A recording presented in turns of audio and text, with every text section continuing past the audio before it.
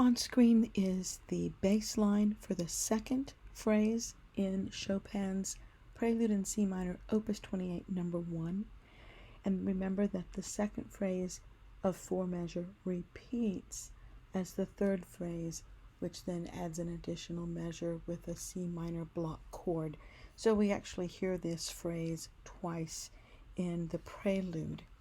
I've notated just the bass line in 1 octave, not 2.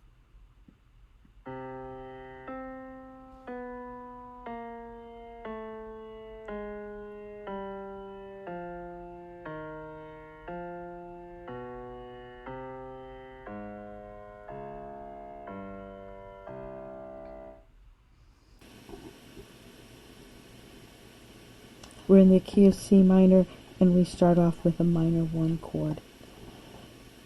On beat 2, the G in C, E flat, G ascends to A flat to make this C, E flat, A flat. A flat is the root, and that would be the submediant in first inversion.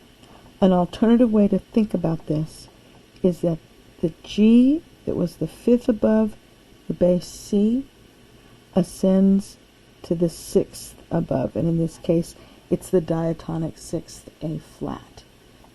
This is a linear approach to listening to the music because that G to A flat is the only thing that's going to change in moving from beat 1 to beat 2. So it's a matter of, do you hear scale degree 5 moving by step to scale degree 6, or do you hear a real change of harmony? The last 2 beats in this measure are a little confusing. We know for certain that the last beat, B flat, D, and G, is a first inversion G, B flat, D. So that's a minor triad, G, B flat, D, on scale degree 5, which makes it that minor dominant. But this is all part of a descending bass line. So that's part of why we get this minor dominant. Going back to beat 3, B naturals and Ds. That's part of the dominant. The A flat and the F sharp are not part of the dominant, but F sharp is the leading tone to G, and A flat is the half step above tonic. So in beat 3, F sharp and A flat are the chromatic neighbors around G, and in beat 3 displace a G. So beat 3 is really a 5 triad in first inversion, but the G is displaced by both A flat and F sharp. Please do not attempt to say this is some sort of chord that is B natural, D, F sharp, and A flat. B natural to D, minor third. D up to F sharp, a major third. There's the B, D, F sharp. That's just a B minor triad. But the F sharp up to the A flat is a diminished third. And in tonal harmony, triads and chords are built by stacking major and or minor triads. We don't have any harmonies in which we stack diminished thirds. So that's the clue that the A flat and F sharp are not part of the chord, but rather are ornamental. In the next measure, starting with the A natural and C and G.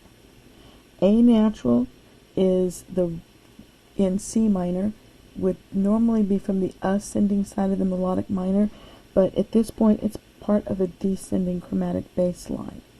So at best we can think of this as A, C, it's missing an E flat, and G, and that is that half diminished 7 sonority.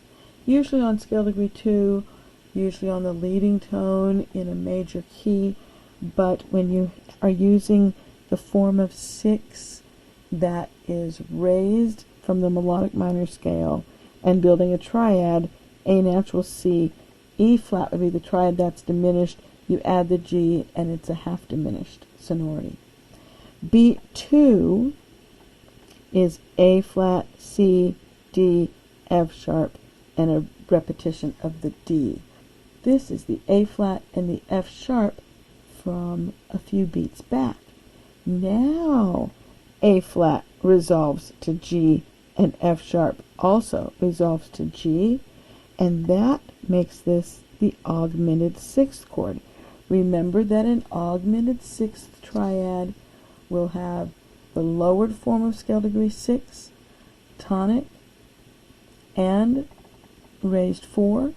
And in this case, we also have scale degree 2, so this is the French augmented sixth. And where do all augmented sixth chords like to move?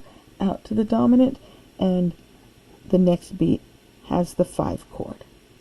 The final beat turns that 5 into the 4-2 inversion with the 7th in the bass, which correctly resolves out to a tonic in first inversion.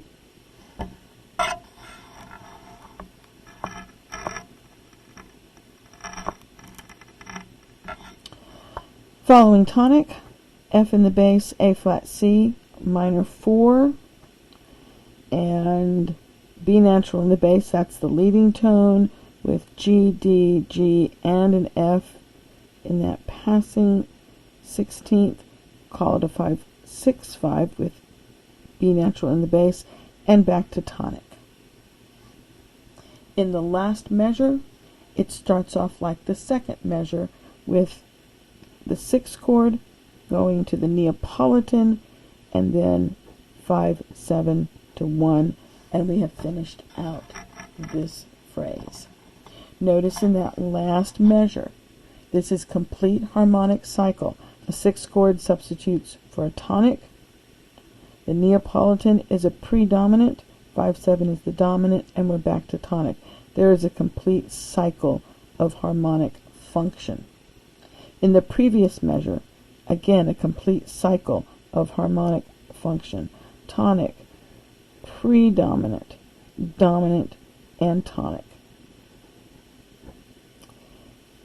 In the previous 2 measures, it gets a little bit sticky, because harmonic function, once you have a descending bass line, harmonic function will typically not look logical.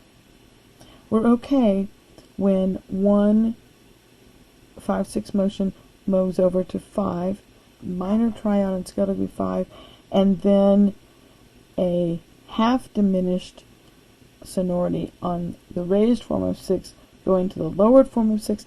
This is an unusual chord progression. Let's listen to just the outer voices.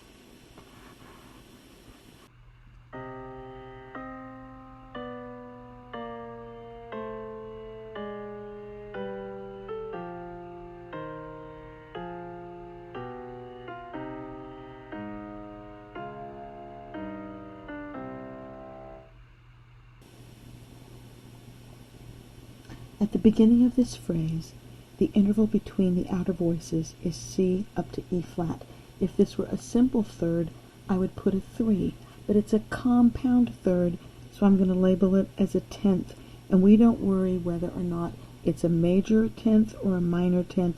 We use the generic interval label. The 10 retains through beat 2.